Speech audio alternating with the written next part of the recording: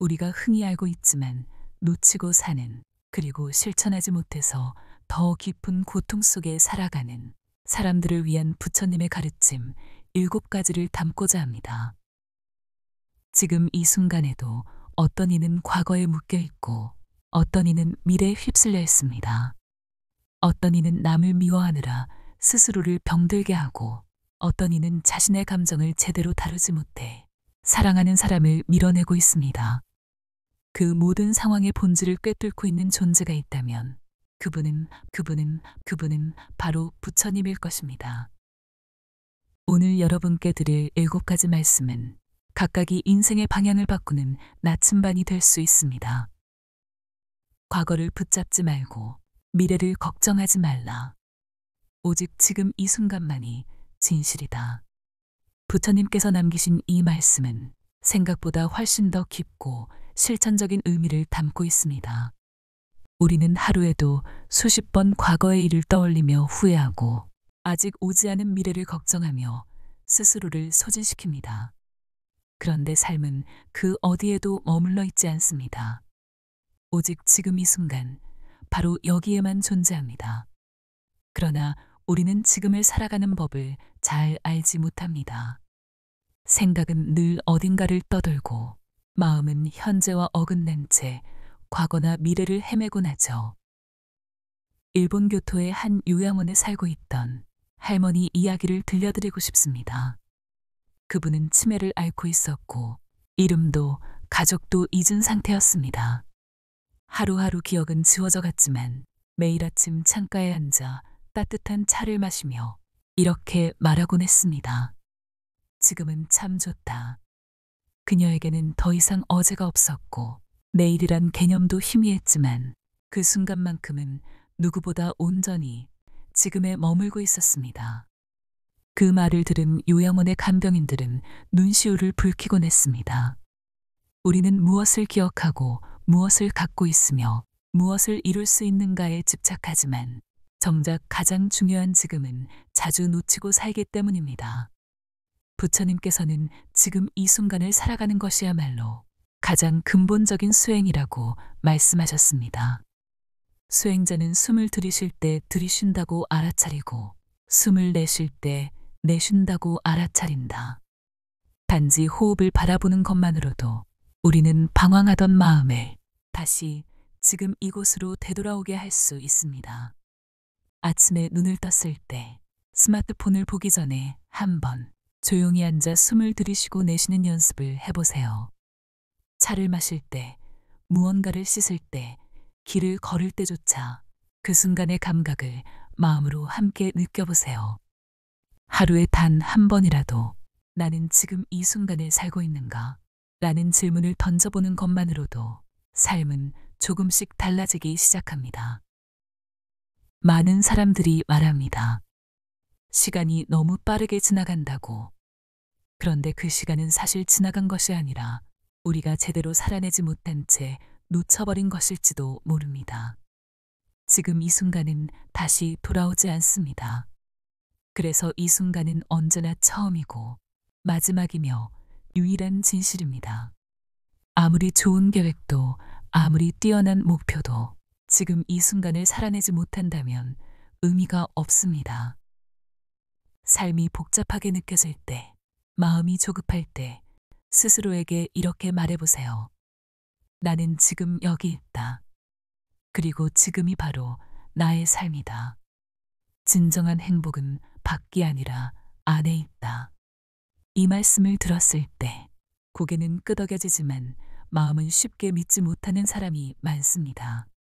왜냐하면 우리는 너무 오랫동안 행복이란 무언가를 가진 상태라고 믿으며 살아왔기 때문입니다. 더 좋은 집, 더 많은 돈, 안정적인 직업, 이상적인 인간관계. 그것들이 채워지면 행복해질 거라고 믿고 그것들이 부족하면 불행하다고 느낍니다. 하지만 우리는 모두 경험해봤습니다. 원하던 것을 얻었는데도 허무하거나 외롭거나 공허했던 순간을요. 분명히 채워졌는데도 마음이 비어 있었던 그 감정. 그때 우리는 알게 됩니다. 행복은 외부에서 오는 것이 아니라는 것을. 한 젊은 사업가가 있었습니다. 그는 빠르게 성공했고 사람들의 존경도 받았고 외형적으로는 누구보다 안정적인 삶을 살고 있었습니다. 하지만 그는 매일 밤 술에 기대 잠들었고 자고 일어나도 피로가 가시지 않았습니다. 어느 날 그는 모든 걸 내려놓고 히말라야의 명상센터로 향했습니다. 그곳에서 만난 스승은 하루 한 끼만 먹고 낡은 옷을 입고 살고 있었지만 그의 얼굴에는 이상하리만치 깊고 고요한 평화가 느껴졌습니다. 사업가는 물었습니다. 스승님은 아무것도 없는데 왜 그렇게 평화로우신가요? 스승은 미소 지으며 대답했습니다. 나는 바라는 것이 없기에 지금이 가장 충분하단다. 그 짧은 말이 그의 마음을 찔렀습니다. 그는 자신이 끊임없이 더 많은 것을 추구하며 살았고 이미 가진 것의 가치를 느끼지 못한 채 계속해서 결핍 속에 살아왔다는 걸 그제야 깨달았습니다. 부처님께서는 말씀하셨습니다. 욕망은 바닷물과 같다. 마시면 마실수록 갈증이 더해진다. 결국 바깥에서 채우는 행복은 끝이 없습니다. 비교하고 쌓고 늘려가다 보면 마음은 더욱 어지러워지고 평화는 멀어집니다. 진정한 행복은 마음이 고요해질 때 찾아옵니다. 지금 이대로도 괜찮다고 느끼는 그 순간, 마음이 바라는 것을 멈추는 바로 그 자리에 행복이 고요히 머뭅니다. 지금 내가 가진 것, 지금 내 앞에 있는 사람, 지금 내가 느끼는 온기와 바람, 그 모든 것이 선물이라는 것을 깨달을 때 마음은 자연스럽게 감사로 물들고 그 감사가 곧 행복이 됩니다. 행복해지기 위해 바꿔야 할 것은 환경이 아니라 마음의 방향입니다. 밖을 향하던 시선을 안으로 돌릴 때 우리는 비로소 가장 단단하고 오래가는 기쁨을 얻게 됩니다. 그것은 누군가 빼앗을 수 없는 기쁨이며 상황과 조건에 흔들리지 않는 평화입니다. 고통은 나를 깨우는 것이다. 이 말은 들을 때마다 마음 한편이 따끔해집니다. 우리는 대부분 고통을 피하려고 합니다. 괴로움이 닥치면 도망치고 싶고 고통은 웬만하면 겪지 않고 지나가길 바랍니다. 하지만 부처님은 고통을 피하라고 하지 않으셨습니다. 오히려 그 고통을 깊이 바라보라고 하셨습니다. 그것은 단순히 인내하라는 뜻이 아닙니다. 고통이 우리에게 말하려는 메시지를 듣고 그 안에서 깨어나라는 뜻입니다. 아주 오래전 한 여인이 어린 아들을 잃고 부처님을 찾아왔습니다. 그녀는 흐느끼며 말했습니다. 제 아들을 살려주세요. 부처님께서는 조용히 말씀하셨습니다. 이 마을에서 죽음을 한 번도 겪지 않은 집을 찾아 그 집에서 겨자씨를 받아오십시오. 여인은 단숨에 마을로 나갔고 모든 집을 두드리며 겨자씨를 구하려 했지만 그런 집은 단 하나도 없었습니다. 누구나 사랑하는 사람을 떠나보낸 적이 있었고 누구나 크고 작은 슬픔을 안고 살아가고 있었습니다. 여인은 그 길고 고된 여정을 통해 비로소 깨달았습니다. 고통은 나만의 것이 아니고 살아있는 모든 존재가 겪는 삶의 일부라는 것을. 그제야 그녀의 눈물은 울부짖음이 아니라 조용한 이해로 변했습니다. 부처님은 그제야 말씀하셨습니다. 이제 당신은 고통으로부터 깨어났습니다. 삶이 아무리 평탄해 보이는 사람도 속을 들여다보면 저마다의 고통을 품고 살아갑니다. 남에게 말하지 못하는 슬픔, 설명되지 않는 외로움, 이유 없는 불안. 그것들은 단지 불행의 징표가 아니라 지금 이 자리에서 다시 나를 돌아보라는 신호일 수 있습니다. 고통은 나를 무너뜨리는 힘이 아니라 나를 다시 세우는 기회입니다. 당신이 지금 겪고 있는 괴로움이 있다면 너무 멀리 도망치려 하지 마세요. 그 고통이 나에게 어떤 메시지를 주려 하는지를 조용히 들여다보세요. 그것이 두려움일지라도 상실일지라도 거기엔 분명히 당신을 다시 일으켜 세울 단서가 숨어 있습니다. 고통을 이해하기 시작할 때 그 고통은 더 이상 우리를 해치지 않습니다. 오히려 삶을 더 깊이 이해하게 해주는 스승이 됩니다. 놓아야 진짜 내 것이 보인다. 이 말은 단순히 포기하거나 체념하라는 뜻이 아닙니다. 오히려 그 반대입니다. 무언가를 쥐고 있을 때는 손이 무겁고 마음은 복잡하며 시야는 좁아집니다. 그런데 그 손을 잠시 놓는 순간 비로소 보이지 않던 것이 보이기 시작합니다. 우리가 내려놓지 못하는 것은 대개 두려움 때문입니다. 관계를 놓지 못하는 건 외로움이 두렵기 때문이고, 지나간 상처를 놓지 못하는 건 그 고통이 나를 지탱해주던 유일한 감정이었기 때문입니다. 어느 날, 한 제자가 스승과 함께 산을 오르고 있었습니다. 그는 짐을 한가득 들고 끙끙거리며 말했습니다. 스승님, 이 길이 너무 힘듭니다. 스승은 조용히 길가에 돌 하나를 집어 제자에게 주며 말했습니다. 이것도 들어보거라. 제자는 화가 나서 말했습니다. 지금도 너무 무거운데 왜 더 짐을 얹으십니까? 스승은 조용히 웃으며 말했습니다. 나는 너에게 강제로 준 적이 없다. 너는 그냥 받아들였을 뿐이지 그 돌을 들 필요는 없었단다. 지금 내가 지고 있는 많은 짐도 사실은 너 스스로 쥐고 있는 것이다.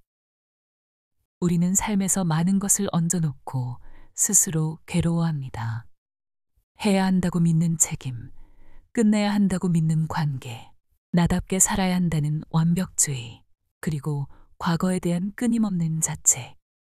하지만 그것들 중 많은 것은 실제로는 내려놓을 수 있는 것들입니다. 나를 괴롭히는 것이 아니라 내가 쥐고 있기 때문에 괴로워지는 것입니다. 내려놓는다는 건 버리는 게 아닙니다. 그것은 선택입니다. 어떤 감정과 어떤 생각, 어떤 습관을 지금 여기서 잠시 내려두는 선택. 손을 놓을 때 마음이 비워지고 그 빈 공간에 진짜 내가 들어올 수 있게 됩니다. 어쩌면 우리는 너무 많은 것을 쥐느라 정작 자신을 쥐지 못하고 있었는지도 모릅니다. 부처님께서는 집착을 모든 괴로움의 뿌리라고 하셨습니다. 집착은 무엇인가를 이대로만 있어야 한다는 강박에서 생깁니다. 그 강박은 흐르는 삶을 거슬러 붙잡으려 하고 결국 그 저항 속에서 괴로움이 생겨납니다. 하지만 손을 놓아 흐름을 따르기 시작하면 삶은 자연스럽게 나를 이끌어갑니다. 오히려 그 편이 더 자유롭고 편안하며 그 안에서 우리는 뜻밖의 것을 발견하게 됩니다. 무언가를 놓는다는 것은 나의 삶에서 소중한 무언가를 놓아버리는 것이 아니라 오히려 내 안의 공간을 회복하는 일입니다. 쥐고 있던 돌을 내려놓고 나서야 우리는 두 손을 자유롭게 펼 수 있습니다. 그때 우리는 알게 됩니다. 놓아야 비로소 내 것이 보인다는 사실을. 지금 당신의 삶에서 너무 무거운 짐처럼 느껴지는 것이 있다면 이렇게 스스로에게 물어보세요. 이것은 내가 정말 쥐고 있어야 할 것인가? 아니면 그냥 익숙해서 놓지 못하고 있는 것일 뿐인가? 그리고 아주 작은 것부터 내려놓아 보세요. 작은 미련, 작고 낡은 후회, 소용없는 비교심. 내려놓을수록 마음은 가벼워지고 가벼워질수록 우리는 더 넓고 따뜻한 삶의 자리로 나아갈 수 있습니다. 말 한마디가 업을 만든다. 우리는 살아가면서 얼마나 많은 말을 주고받는지 모릅니다. 하루에도 수십 번, 때로는 무의식적으로 내뱉은 한 문장이 누군가의 마음에 깊은 흔적을 남깁니다. 그 말이 따뜻한 말이었다면 그것은 오래도록 그 사람을 지탱해주는 빛이 되겠지만 그 말이 상처였다면 아주 오랜 시간이 흘러도 지워지지 않는 어두운 그림자로 남게 됩니다. 그래서 부처님은 말씀하셨습니다. 말은 칼보다 날카롭다고. 말은 업을 짓고 관계를 무너뜨리며 세상을 만드는 힘을 가졌다고. 어느 날 장터에서 장사를 하던 남자가 있었습니다. 그는 무언가 일이 뜻대로 풀리지 않자 가족에게 화를 내기 시작했습니다. 아내에게 날카로운 말을 퍼부었고 어린아이는 겁에 질려 눈물을 흘리며 문을 닫아 걸었습니다. 그날 밤 그는 깊은 후회에 빠졌습니다. 다음 날 그는 부처님께 찾아가 물었습니다. 스님, 말 한마디가 정말 그렇게 큰 죄가 되는 것입니까? 부처님은 조용히 바늘 하나를 내밀며 말씀하셨습니다. 이 바늘로 사람의 피부를 찌르면 곧 꿰맬 수 있습니다. 하지만 말로 찌른 마음의 상처는 몇 년이 지나도 꿰맬 수 없을 수 있지요. 이 말은 단순한 비유가 아닙니다. 우리는 너무 쉽게, 너무 자주, 너무 무심히 말을 합니다. 특히 가까운 사람일수록 더 깊은 상처를 남기는 말을 던지고 맙니다. 내가 한 말이 상대에게 어떤 업으로 남게 될지 한 번이라도 생각해 본 적이 있나요? 부처님께서 강조하신 정어, 즉 바른 말은 단지 거짓말을 하지 말라는 수준이 아닙니다. 그것은 사랑 없는 진실보다 사랑이 담긴 침묵이 더 낫다는 깊은 가르침이기도 합니다. 우리는 언제나 옳은 말을 하려 애씁니다. 하지만 말이 옳다고 해서 그 말이 상대에게 필요한 말이 되지는 않습니다. 진실한 말이 상처가 되기도 하고 부드러운 침묵이 누군가를 살리기도 합니다. 그래서 말을 하기 전에 지금 이 말은 정말 필요한가? 이 말은 상대의 마음을 살리는가? 아니면 꺾는가? 스스로에게 물어야 합니다. 말은 돌처럼 무겁기도 하고 바람처럼 가볍기도 하지만 때론 그 돌이 심장을 내리누르고 그 바람이 사람을 날려보내기도 합니다. 그러니 말을 하기 전엔 늘 마음을 다듬어야 합니다. 화가 올라올 때일수록 속이 답답할수록 오히려 침묵을 선택할 수 있어야 합니다. 부처님께서는 말씀하셨습니다. 아무리 많은 말을 해도 침묵하는 자보다 뛰어난 이는 없다고. 그 침묵은 회피가 아니라 지혜의 형태이며 자비의 언어입니다. 한 어머니가 있었습니다. 그녀는 자녀에게 항상 훈계하듯 말했고 아이는 점점 마음의 문을 닫아갔습니다. 어느 날 아이가 조용히 말했습니다. 엄마는 늘 맞는 말을 하는데 내 마음은 점점 작아져요. 그날 이후 그녀는 말을 줄이기 시작했습니다. 대신 눈을 마주보고 고개를 끄덕이고 손을 꼭 잡아주었습니다. 말 대신 따뜻한 마음을 전하자 아이는 다시 웃음을 되찾았습니다. 말은 기술이 아닙니다. 그것은 마음의 상태를 그대로 드러내는 거울입니다. 내가 어떤 마음을 품고 있는가에 따라 말은 달라지고 그 말에 따라 인연이 변하고 삶의 방향이 바뀝니다. 말이 바뀌면 운명이 바뀐다는 말은 결코 과장이 아닙니다. 그러니 오늘 하루 단 한마디라도 더 따뜻한 말을 해보세요. 침묵해야 할 순간을 알아차려 보세요. 그리고 마음속으로 이런 다짐을 해보는 겁니다. 나는 오늘 말로 좋은 업을 지을 것이다. 자기를 이긴 자가 진정한 승리자다. 우리는 살아가며 끊임없이 이기려고 애씁니다. 경쟁에서 이기고, 말싸움에서 이기고, 상황을 통제하고, 사람을 설득하고, 나보다 앞선 사람들을 따라잡고 싶어 합니다.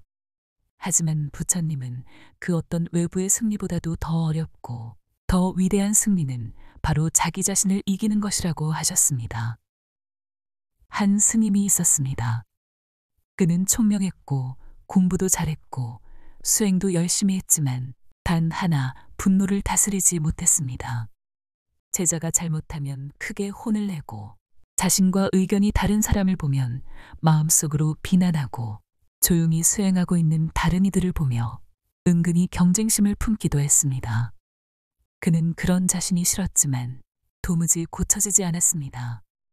그러던 어느 날 좌선 중 자신의 내면을 깊이 들여다보며 속으로 말했습니다. 나는 늘 남을 이기려 애썼지만 정작 한 번도 나 자신과 싸워보지 않았구나. 그날 이후 그는 모든 수행을 자기 감정 다루기로 돌렸습니다. 마음속에서 화가 올라올 때마다 그 화를 억누르지 않고 조용히 바라보았습니다. 질투가 올라오면 그 질투가 어디에서 시작됐는지를 들여다보았습니다. 그는 점점 더 자신을 이해하게 되었고 자신이 지닌 모든 감정이 사실은 외부 때문이 아니라 자신의 욕망과 두려움에서 비롯되었다는 걸 깨달았습니다. 수년 후 그는 많은 제자들에게 존경받는 자비로운 스승이 되었습니다. 누군가 물었습니다. 스님은 어떻게 그렇게 온화해지셨나요? 그는 대답했습니다. 나는 세상과 싸우는 대신 나 자신과 대화하는 법을 배웠습니다. 자신을 이긴다는 것은 억누르는 것이 아닙니다. 있는 그대로를 보고 인정하는 일입니다. 내 안에 있는 나약함을 외면하지 않고 내 안의 질투나 분노를 없애려 하지 않고 그것이 왜 생겨났는지를 조용히 이해하는 것. 그렇게 내 마음을 하나하나 들여다보다 보면 어느 순간 우리는 더 이상 그것에 휘둘리지 않게 됩니다. 내가 화를 낸 것이 아니라 화가 올라왔음을 그냥 바라봤을 뿐이라는 사실을 알게 되면 우리는 점점 더 자유로워집니다. 부처님께서는 이렇게 말씀하셨습니다. 100번 싸움에서 이기는 것보다 자기 자신을 이기는 자가 진정한 승리자라고. 우리는 종종 외부의 성취에 열중하면서 정작 내면은 무너진 채 살아갑니다. 아무리 대단한 성공을 해도 내 안의 공허함과 불안, 비교심과 자책을 이기지 못하면 삶은 무너지기 쉽습니다. 그래서 진짜 승리는 내 마음의 전장을 이해하고 그 마음과 평화롭게 공존하는 것입니다. 자기 자신을 이긴 사람은 외부의 바람에도 흔들리지 않습니다. 남이 나를 어떻게 평가하든 상황이 어떻게 바뀌든 흔들림 없는 중심을 가집니다. 그는 세상 속에 있으면서도 세상에 끌려가지 않으며 수많은 관계 속에 있으면서도 자신을 잃지 않습니다. 당신은 오늘 누구와 싸우고 있나요? 그 대상이 남이 아니라 바로 나 자신이라면 이제 그 싸움을 멈추고 대화를 시작해 보세요. 마음속에 올라오는 그 감정에게 조용히 물어보는 겁니다. 너는 왜 왔니? 무엇이 너를 이렇게 힘들게 만들었니?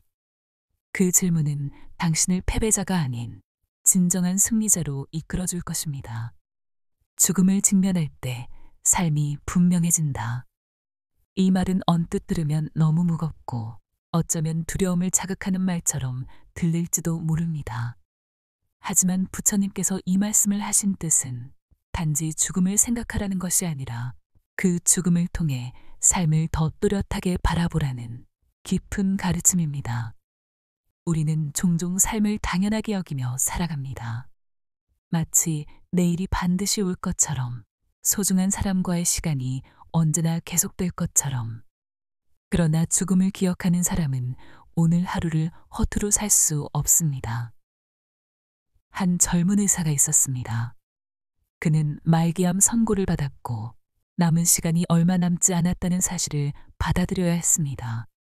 처음엔 절망했고 모든 것이 멈춘 것만 같았습니다. 하지만 그는 하루하루를 일기로 남기기 시작했습니다. 그리고 몇 달이 지나 그는 이렇게 썼습니다. 죽음을 알게 된 뒤 나는 더 많이 사랑했고 더 자주 고마움을 표현했고 더 적게 후회했다. 어쩌면 나는 지금 처음으로 진짜 살아보고 있는 것 같다. 죽음을 직면하면서 그는 진짜 삶의 윤곽을 보기 시작한 것입니다. 죽음이 먼 이야기라고 생각하면 우리는 삶을 느슨하게 대하게 됩니다. 하지만 죽음이 늘 곁에 있음을 기억하는 사람은 지금 이 순간의 소중함을 더 또렷이 봅니다. 사랑하는 사람에게 말 한마디라도 더 따뜻하게 하게 되고 미뤄왔던 사과나 고백을 오늘 당장 하게 됩니다. 해야 할 일 앞에서 망설이던 마음이 작아지고 하고 싶은 일 앞에서 용기가 자라납니다. 죽음을 자각한다는 건 삶을 절망으로 보는 게 아니라 삶의 본질을 더 깊이 존중한다는 뜻입니다. 부처님께서는 이렇게 말씀하셨습니다. 모든 존재는 사라지는 법이다. 그것을 알고 사는 이는 삶을 낭비하지 않는다. 이 말씀은 우리를 위협하려는 말씀이 아닙니다. 오히려 그 반대입니다. 지금 이 순간 살아있다는 것이 얼마나 귀한 기회인지, 우리가 지금 이 생에 얼마나 많은 가능성과 자비를 품고 있는지를 일깨워주는 말씀입니다. 삶은 언제 끝날지 알 수 없습니다. 하지만 바로 그렇기 때문에 우리는 지금을 더 진지하게 살아야 합니다. 지금 이 숨을, 지금 이 인연을, 지금 내 곁에 있는 사람들을 죽음을 두려워하기보다 죽음을 친구처럼 곁에 두고 살아보세요.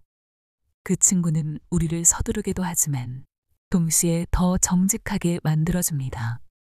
더 많이 사랑하게 하고 더 가볍게 놓아주게 하며 더 자주 웃게 합니다.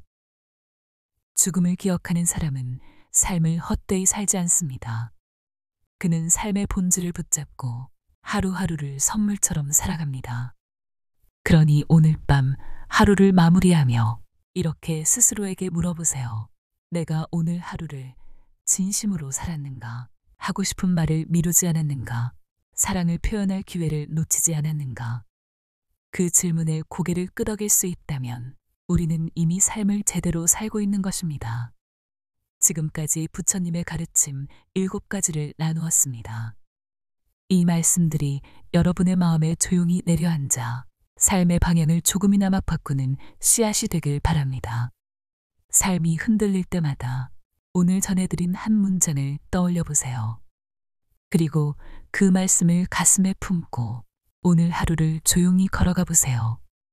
그 한 걸음이 인생 전체를 바꾸는 길이 될 수도 있으니까요.